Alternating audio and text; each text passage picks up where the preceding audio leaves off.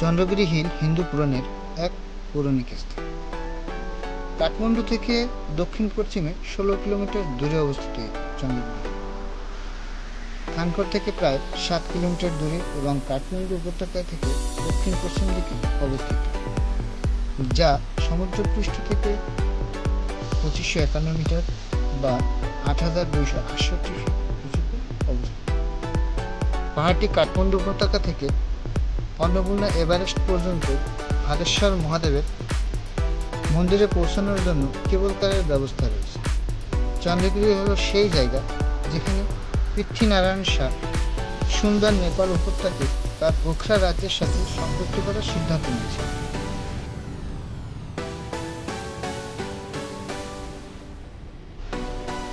সম্ভবত চন্দ্রগিরি হিলের পৌরাণিক তাৎপর্য বিবেচনা করে নেপাল সরকার চন্দ্রগিরি হিল দর্শনে কেবল কার নির্মাণ করে। পৌরাণিক যুগে এর উচ্চতা কিভাবে পাড়ি দিয়ে পাহাড়ের মাথায় ভালেশ্বর মন্দির গড়ে উঠেছিল সে তথ্য অজ্ঞাত। যাই হোক, কেবল কারের যাত্রাটি মোটামুটি 2.5 কিলোমিটার দীর্ঘ। পাহাড়ের উচ্চতায় যেতে সময় লাগে 9 থেকে 14 মিনিট। সেটি আবার নির্ভর করে বাতাসের গতির উপর। কেবল কার থেকে কাঠমান্ডু উপত্যকা প্রাকৃতিক দৃশ্য ও অন্নপূর্ণা থেকে এভারেস্ট পর্যন্ত হিমালয়ের পর্বতমালা চমৎকার দৃশ্য অবলোকন করা যায়। কেবল ওয়ে সিস্টেমের মাধ্যমে 34টি গন্ডোলা রয়েছে, যা প্রতি ঘন্টায় 1000 যাত্রী বহনে সক্ষম।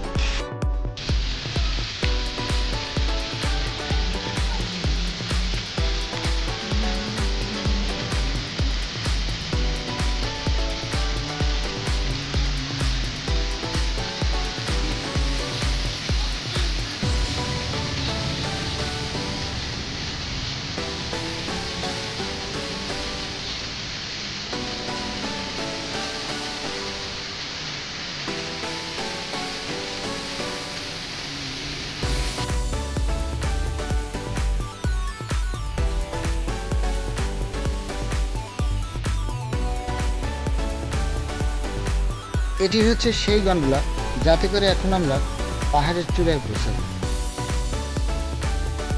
দেখতে দেখতে উঠে পড়লাম গন্ডোলায়। চারিদিকটা একবার ভালো করে দেখে নিলাম কোথায় কি আছে। তো চলুন যাওয়া যাক। সবাই মিলে উঠে পড়লাম কেবল কারে। এরপর আস্তে আস্তে শুরু হলো আমাদের চলা। একটু একটু করে উপরের দিকে উঠতে থাকলো আর মনের ভয় বেড়েই চলল। সামনে যতদূর চোখ যায় শুধু উঁচু পাহাড় আর পাহাড়। পাহাড়ের পাদদেশে সবুজ বন আর উপরে মেঘের বেলা, সব মিলে আশ্চর্য জায়গা।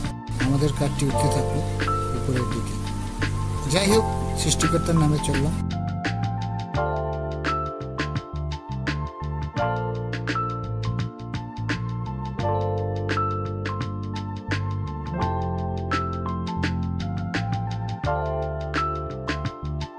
আমার কিন্তু অনেক ভয় করছে। যতই উপরে ওঠে ততই ভয় লাগে।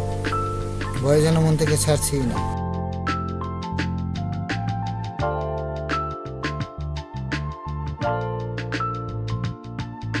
উপর থেকে বাড়িঘরগুলোকে মনে হচ্ছে ছোট ছোট খেলনা বাড়ির মতো, আর মাঝে মধ্যে একটু হেলুনি দুলুনি ঘন মেঘের মধ্যে ভেসে যাচ্ছে।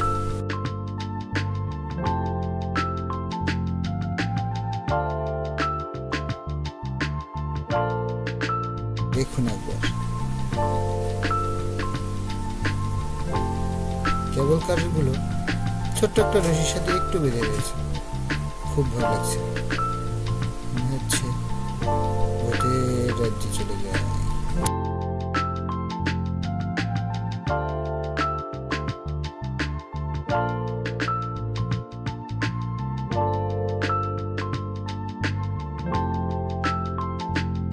চারিদিকে ঘন জঙ্গল আর বড় বড় গাছগাছালি।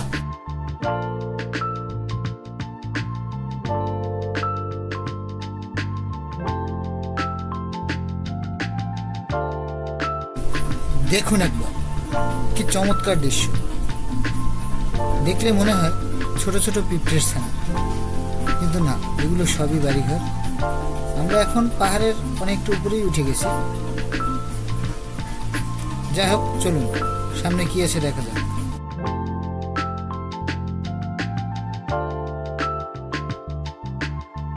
চারিদিকে শুধু ঘন সাদা মেঘ, মনে হচ্ছে মেঘের রাজ্যে হারিয়ে যায়। কোনো দিকেই কিছু দেখা যাচ্ছে না, শুধু মেঘ আর মেঘ।